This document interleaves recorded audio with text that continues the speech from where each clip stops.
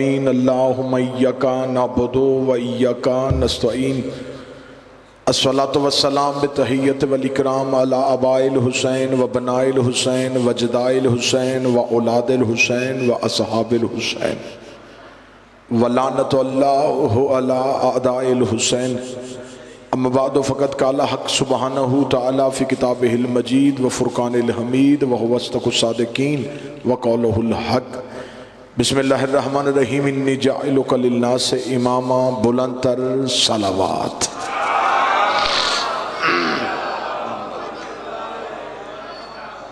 محبان نبی و اہل بیت نبی حبداران رسول و اہل بیت رسول دعا ہے کہ آل محمد کا عظیم خالق ہماری اس عظیم ترین عبادت کو اپنی بارگاہ میں شرف قبولیت عطا فرمائے۔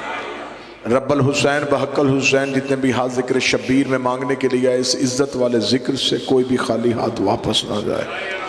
اللہ بانیان مجلس، حاضرین مجلس، ذاکرین مجلس کے رزق معرفت میں، رزق ولایت میں اضافہ فرمائے۔ بہت بڑی دعا مل کے دل سے آمین کہنا۔ میرا اللہ اس وقت تک کسی علی ولی اللہ پڑھنے والے کو موت نہ آئے جب تک قبر حسین کی زیارت نصیب نہ ہو جائے۔ ہماری حجت کے ظہور میں تعجیل فرمائے۔ میرا مالک ہمیں حجت کی نصرت کرنے کی توفیق عطا فرمائے۔ دعاؤں کی قبولیت کے لیے درود سارے حضرات مل کے بابا سے بلند پڑھو۔ اجازت ہے گفتگو شروع کی جا سکے۔ اسلامی سال کا آخری مہینہ ذی الحج اور اسلامی سال کا پہلا مہینہ محرم۔ اسلامی سال کا اختتام ذی الحج پہ ہوا، آغاز محرم سے ہوا۔ جتنے قدردان بیٹھے ذی الحج کا مہینہ منسوب ہے حضرت ابراہیم سے اور حضرت اسماعیل سے۔ مہینہ محرم کا منسوب ہے رسول کے بیٹے حسین سے۔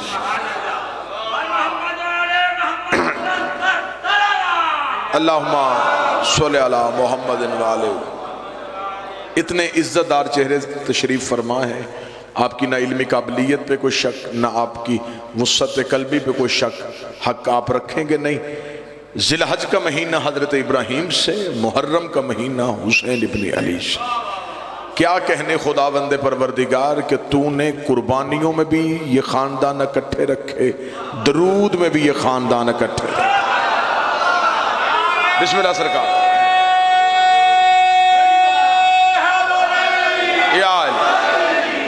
ملک فخر صاحب یہ خاندان درود میں بھی اکٹھے، قربانیوں میں بھی اکٹھے۔ پہلے ابراہیم پھر حسین، آغاز حسین سے، اسلامی سال کا اختتام ابراہیم پہ۔ یکم سے لے کے 10 ذی الحج یہ بھی 10 دن، یکم سے لے کے 10 محرم یہ بھی 10 دن ہیں۔ یہ بھی نبی کے بیٹے کے دن ہے، وہ بھی نبی کے بیٹے کے دن ہے۔ یہ بھی ذکر ہے، وہ بھی ذکر ہے۔ یہ بھی تذکرہ ہے، وہ بھی تذکرہ ہے۔ یہ بھی عشق ہے، وہ بھی عشق، مگر ایک فرق ہے، یہ خواب ہے، وہ تعبیر ہے۔ جو بول سکتا ہے وہ بندہ میرے سے بسم اللہ سر۔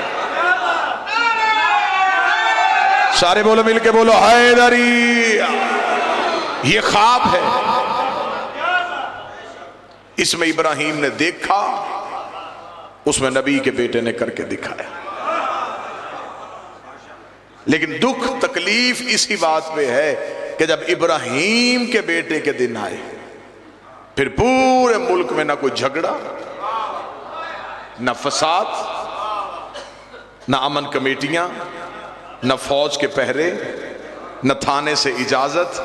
اگر ملکی حالات آپ کے سامنے تو پھر میں یہیں پہ ایک سطر کہہ دیتا ہوں، اسماعیل کے دمبے کی شبیہ سج سج کے بازاروں میں پھرتی ہے۔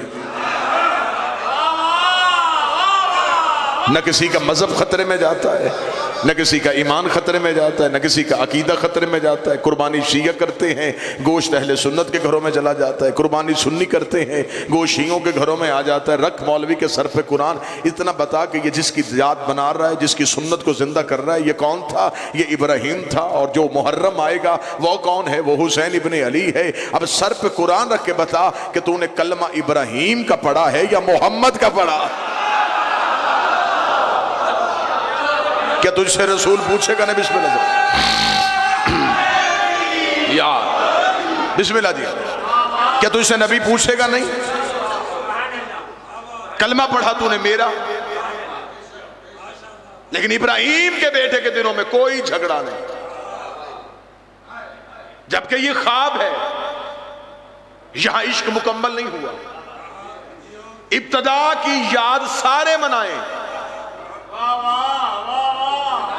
اور جس ذب کو ذبح عظیم میں بدلے.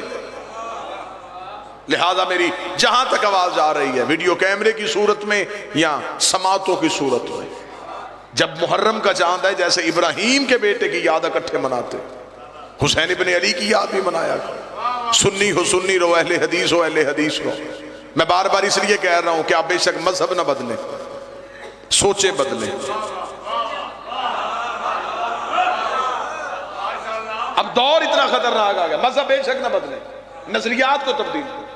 حسین ابن علی صاحب کے محسن ہے، مجلس حسین میں آیا کرے. اگر کسی بندے کے ذہن میں شاید یہ خیال ہو کہ شیعہ خطیب ہے، یہ اس لیے نگر نگر گلی گلی یہ کہہ رہا ہے کہ محرم میں حسین کی مجلسوں میں آؤ، حسین کے جلوسوں میں آؤ، شاید یہ بندے زیادہ کرنا چاہتا ہے، یہ بندے شیعہ کرنا چاہتا. مجھے عزت حسین کی قسم ہے، شیعہ کرنے کے لیے نہیں، صرف لفظ اس لیے کہہ رہا ہوں کہ کربلا میں ہمیں مسلمانوں کے دو چہرے نظر آئے ہیں، کیونکہ کربلا میں حسین کو قتل کرنے والے یہودی نہیں تھے، عیسائی نہیں تھے، کلمہ وہ بھی پڑھتے تھے، قاری قرآن وہ بھی تھے، حافظان قرآن وہ بھی تھے. تو پھر آج کیسے پتا چلے کہ وہ حسین والے کون سے ہیں اور یزید والے کون سے ہیں؟ اللہ نے قرآن میں بتا دیا. جب ابراہیم کو آگ میں پھینکا جا رہا تھا، ایک چھوٹا سا پرندہ منہ میں پانی کا قطرہ لے کے اس دہکتی ہوئی آگ کے اوپر آ رہا تھا. باقی پرندوں نے رستہ روک کے پوچھا کہاں جا رہا ہے؟ اسے کہا وہ جو سامنے آگ لگی ہے اسے بجھانے جا رہا ہو. پرندوں نے دیکھ کے کہا وہ میلوں میں لگی ہوئی آگ ہے، سالوں کی اکٹھی کی ہوئی جنگل کی لکڑیاں ہیں، تیرے قطرے سے آگ بجھنی نہیں. پرندے نے کہا پتہ مجھے بھی ہے کہ ایک قطرے سے آگ نہیں بجھے گی، لیکن پھر بھی میں قطرے کو آگ میں پھینک کے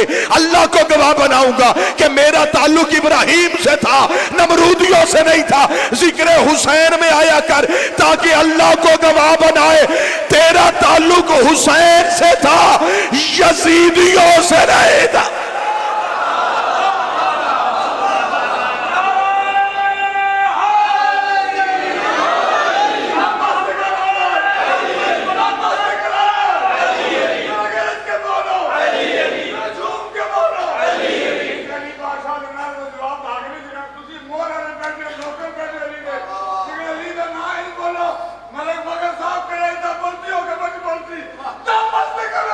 علی علی علی علی علی علی علی علی علی علی علی علی علی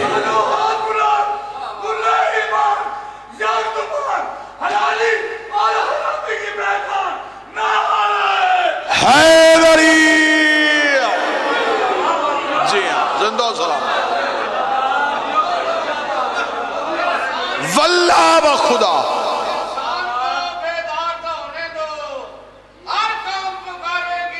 ہمارے ہیں حسین.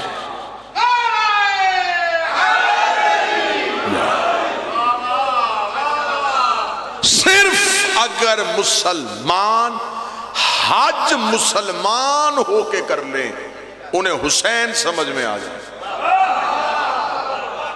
مولا جی کتنا بڑا دعویٰ میں نے ممبر حسین سے کیا کہ اگر بندے حج مسلمان ہو کے کریں.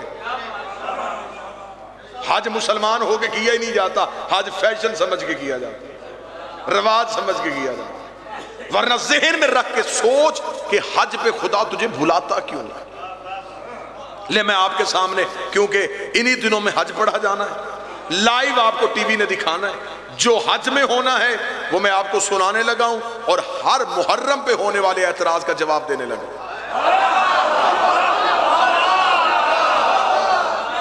جو اعتراض محرم پہ ہوگا، جو اعتراض محرم پہ ہوگا خدا نے گھر بلا کے یہاں سے بندہ 9 10 لاکھ 12 لاکھ 15 لاکھ روپیہ خرچ کیا، لبیک اللہم لبیک کی صدائیں دیتا ہوا مکہ المکرمہ پہنچ گیا. وہاں پر جب پہنچا تو وہاں پہ ایک چادر بطور احرام باندھی اور خدا کے گھر کے دروازے کے سامنے ہاتھ بلند کیا، لبیک اللہم لبیک، میرے اللہ تیرا بندہ تیرے گھر پہ حاضر ہو گیا. اب یہاں پہ محرم پہ سب سے پہلا اعتراض کیا ہوتا ہے؟ اعتراض یہ ہوتا ہے جی آپ شیعہ کالے کپڑے پہنتے ہیں، آپ یا حسین کہہ کے بازاروں میں آتے ہیں. یہ یا حسین کہہ کے حسین کو کچھ نہیں ملتا. بہتر یہ ہے کہ اپنے بچوں کو سکھاؤ کہ گھروں میں بیٹھے نمازیں پڑھیں، کربلا والوں کو بخشیں، قرآن کی تلاوت کرو، حسین کے نام پہ بخشو. ماتم کرنے سے حسین کو کچھ نہیں ملتا. اس بندے کو میں پہلی تو اعتراض کی یہ دلیل کے ساتھ جواب دوں. قرآن ہمیشہ اسے پڑھ کے بخشا جاتا ہے جو مرنے کے بعد خود نہ پڑھ سکے. جو بندہ بول سکتا ہے، جس کی مجبوری ہے، وہ بے شک چپ رہے. قرآن اسے پڑھ کے بخشا جاتا ہے جو مرنے کے بعد خود نہ پڑھ سکے، اور جو نیزے کی نوک پہ پڑھے. اب یہاں پہ اعتراض کرتے اور آج کے ماڈرن دور میں سائنس لینے والا بچہ یہ بات کو جلدی قبول کر لیتا ہے کہ سرکار یہ بات بالکل ٹھیک ہے، کالے کپڑے پہننے سے حسین کو کیا ملے گا؟ بہتر یہ ہے کہ بندہ باوضو ہو، لباس بدلے، غسل کرے، نمازیں پڑھے، تلاوت قرآن کرے، اور کربلا کے شہداء کے نام پہ اصالے ثواب کر دے. اس حاجی صاحب سے میں یہ سوال کرنا چاہتا ہوں، اللہ کے گھر میں گئے تھے، پیسہ خرچ کر کے گئے تھے، وہاں پہ گئے، خدا سے پوچھا میرے اللہ کیا کریں؟ خدا نے کہا یہ پہاڑی ہے، اس کا نام صفا ہے، وہ پہاڑی ہے، اس کا نام مروہ ہے، یہاں دوڑ کے آؤ، یہاں دوڑ کے آؤ، یہاں دوڑ کے آؤ، یہاں دوڑ کے آؤ، یہاں دوڑ کے آؤ. وہاں پہ خدا سے کہہ دیتے میرے اللہ یہاں دوڑنے سے ابراہیم کو کیا ملے گا، یہاں دوڑنے سے اسماعیل کو کیا ملے گا؟ میرے اللہ ہم تیرے گھر پہ آئے ہیں، ہم قرآن پڑھ کے ابراہیم کو بخشتے ہیں، ہم نمازیں پڑھ کے ہاجرہ کو بخشتے ہیں، ہم تلاوت کر کے اسماعیل کو بخشتے ہیں. خدا نے کہا خبردار اگر میرے گھر پہ آئے ہو تمہیں وہ کرنا پڑے گا جو میں کہوں گا. اگر 2-4 سال یہاں کوئی نہ دوڑا تو نسلوں کو پتہ ہی نہیں چلے گا یہاں ہوا کیا تھا. میں نے یاد بھی زندہ رکھنی ہے، میں نے سنت بھی زندہ رکھنی ہے. مجھے عزت حسین کی قسم ہے اگر ہر محرم میں حسین کے ماتمی یا حسین کہہ کے بازاروں میں نہ آئے، دنیا کو پتہ ہی نہ چلے قاتل کون تھا، مقتول کون. صرف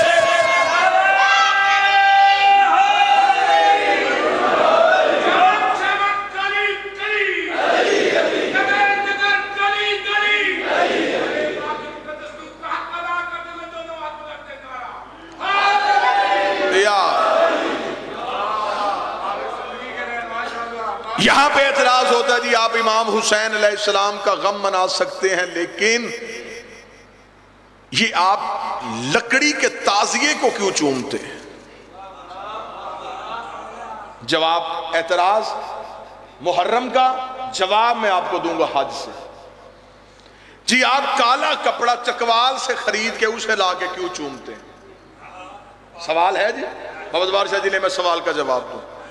میرا اس مولانا سے یہ سوال ہے کہ ہمیں یہ بتائیں آپ حج کرنے گئے تھے، پتھر کیوں چوم کے آئے ہیں؟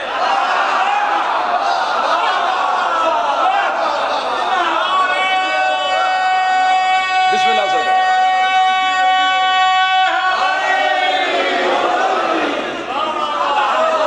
کیوں چوما پتھر بھی کالا، پرچم بھی کالا، اس پتھر کو کیوں چوما؟ کہتے جی یہ عام پتھر نہیں ہے، اسے نسبت ہے معصوم سے. اس کا مطلب کہ جس کی نسبت معصوم سے ہو جائے. فخر بھائی وہاں پہ عجیب لطف ہوتا ہے کہ ہر بندہ حج کے رش میں لاکھوں کا رش ہوتا ہے، حجر اسود تک نہیں پہنچ سکتا. باہر سے بندے باہر والا طواف کر رہے ہوتے، طواف کرتے کرتے وہاں پہ کھڑے ہوئے معلمین سے پوچھتے ہیں میرا بڑا جی چاہتا تھا کہ میں حجر اسود کے قریب جاتا، حجر اسود کو بوسہ دیتا، لیکن حج کا رش زیادہ، میں باہر والے چکر میں ہوں. اب مجھے بتاؤ کیا میں حجر اسود کو نہ چوموں تو میرا حج ہو جائے گا؟ وہ کہتا نہیں، حجر اسود کا بوسہ حج کا رکن ہے. تجھے ایسا کرنا پڑے گا جب طواف کعبہ کرتا کرتا تو حجر اسود کے سامنے سے گزرے، اپنے دائیں ہاتھ کی ہتھیلی کو حجر اسود کی جانب کرنا اور پھر اپنے دائیں ہاتھ کو حجر اسود سمجھ کے چومنا، اپنے ہاتھ کو حجر اسود سمجھ کے چومنا. رکھ مولوی کے سر پہ قرآن، چوما ہاتھ ہے، ثواب حجر اسود کا کیسے ہو گیا؟ اس کا چوما میرے ہاتھ تھا، میری نیت میں حجر اسود تھا. ہم چومتے تعزیہ ہیں، نیت میں روزہ حسین ہوتا.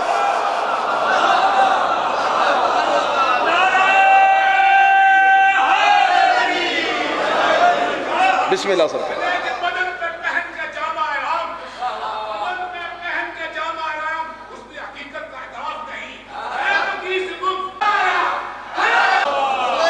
قرآن ہے کہ آدم سے پہلے کچھ آلین تھے. آلین کہتے ہیں علی کی جمع کو, علی کہتے ہیں بڑے کو. آدم سے پہلے کوئی لوگ اتنے بڑے تھے. امام فرماتے جب ہم آلین میں رہتے تھے تو یہ فرشتہ ہمارے دروازے کا پہرے دار ہوتا تھا.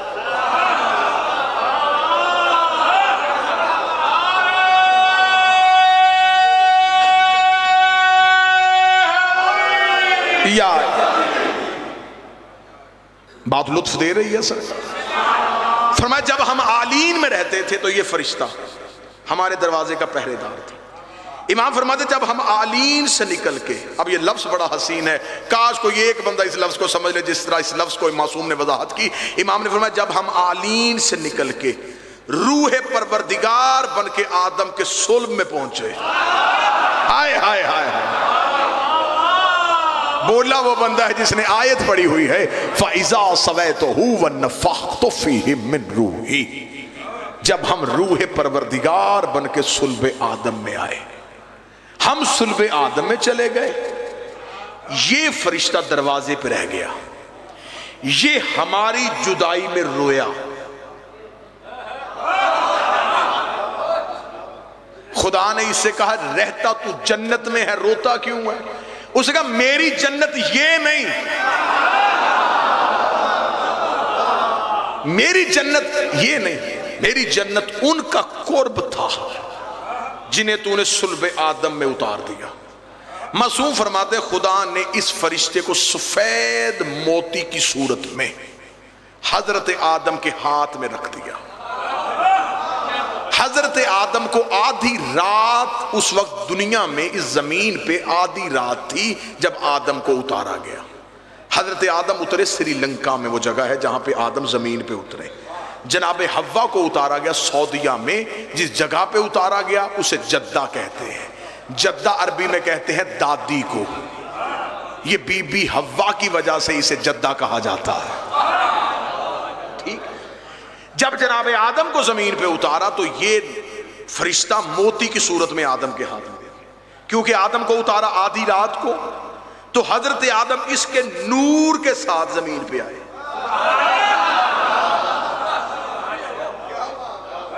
جناب آدم نے اسے محفوظ کر لیا, اسے اپنے پاس رکھا. جب جناب نوح کا دور آیا یہ موتی تھا. جب جناب نوح کے دور میں طوفان آیا تو جناب نوح نے جہاں آج کعبہ ہے یہاں اپنا خیمہ لگایا, خیمے کے اندر یہ موتی تھا. پوری کائنات میں پانی گیا لیکن اس خیمے کا طواف کر کے گزر گیا. ایک بات ہمیشہ ذہن میں رکھیے گا, حضرت ابراہیم نے کعبہ بنایا نہیں, کعبے کی دیواروں کو بلند کیا. کعبہ پہلے سے تھا, حضرت ابراہیم نے صرف اس کی دیواریں بلند کی تھی, بنیادیں پہلے سے موجود تھی. جب حضرت ابراہیم کا دور آیا, حضرت ابراہیم کو خدا نے حکم دیا اے ابراہیم میرے گھر کی دیواروں کو اٹھا اور اسے کمرے کی صورت میں بنا دے. حضرت ابراہیم نے جب کمرے کی صورت میں بنایا تو آواز ابراہیم آئی میرے اللہ اس موتی کا کیا کروں؟ فرمایا اسے پتھر کی صورت میں رکھ کے کعبے کے دروازے پہ اتنے فاصلے پہ ویسے ہی کھڑا کر دے جیسے یہ وہاں کھڑا ہوتا تھا. اب مجبوری تو بن گئی ہے نا خطبہ کی, آپ محنت میں نہ بولیں گے.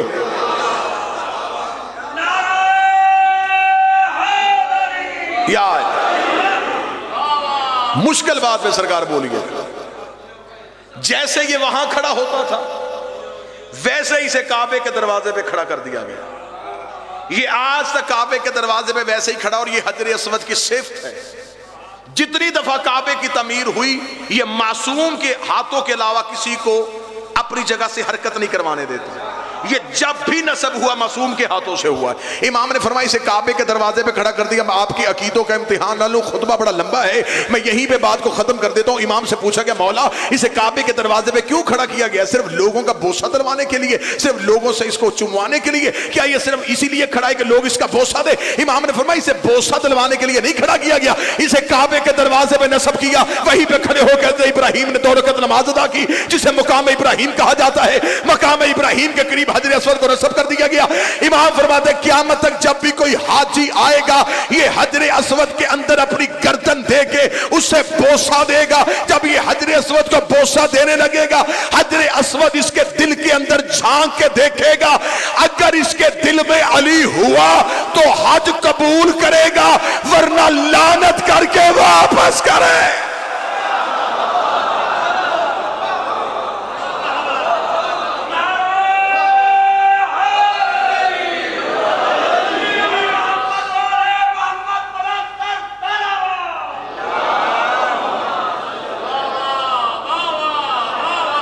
खुद ये नूर है, स्याह चेहरे ये उनके करता है जिनके दिल में अली की विलायत नहीं होती।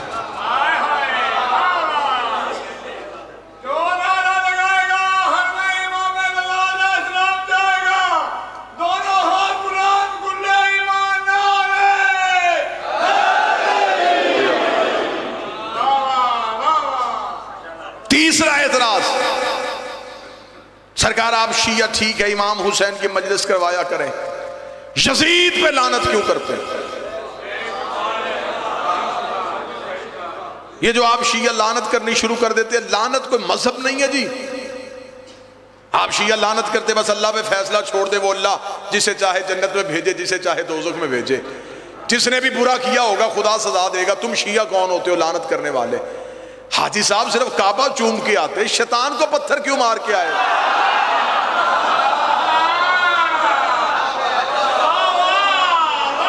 छोड़ दो अल्लाह पे,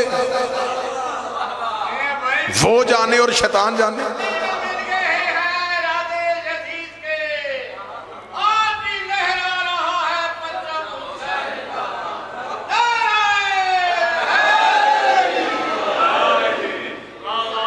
मौजू पसंद है सरकार? शैतान को पत्थर क्यों मारे? वहां पे जो हाजी कंकर नहीं मारेगा उसका हज मुकम्मल नहीं, चाहे छुप के मारे, चाहे पैदल आके मारे, चाहे लैंड क्रूजर में आके मारे, मारने पत्थर है। अब आप मुझ पे सवाल करें, जिम्मेदार चेहरे मेरे सामने बैठे, एक लफ्ज भी मैंने कच्चा नहीं कहा, एक लफ्ज भी ऐसा नहीं कहा जिस पे मेरे पास दलील ना हो, या जो सिर्फ मैं अपनी कौम को नारे लगवाने के लिए अपनी कौम के हवाले कर दूं। अब आप मुझ पे सवाल करें कि शैतान एक है वहां पे तीन क्यों है?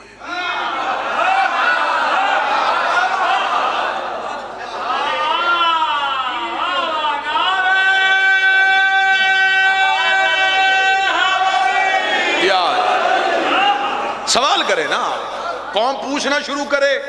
जिस दिन कौम ने पूछना शुरू कर दिया खतीब पढ़ना शुरू कर देगा। आप चुप रहते हैं, जो पढ़ा जाता है आप उसे दाद दे देते, वाह वाह सुभान अल्लाह। तो फिर कसीदे तो वही होंगे ना, मरहब नु लंबिया पा। लिहाजा समातों को बुलंद कीजिएगा, म्यारे इल्म को वसी कीजिएगा। आखिर ये शैतान एक है जिसने सजदा आदम का इनकार किया था, वहां पे तीन जगहों पे क्यों खड़ा किया गया? अब आप मुझ पे सवाल करें, मैं इसका जवाब दूं। क्योंकि शैतान को तीन जगहों पे इब्राहिम से कंकर लगे, तीन हुलियों में शैतान रूप बदल के आया। क्योंकि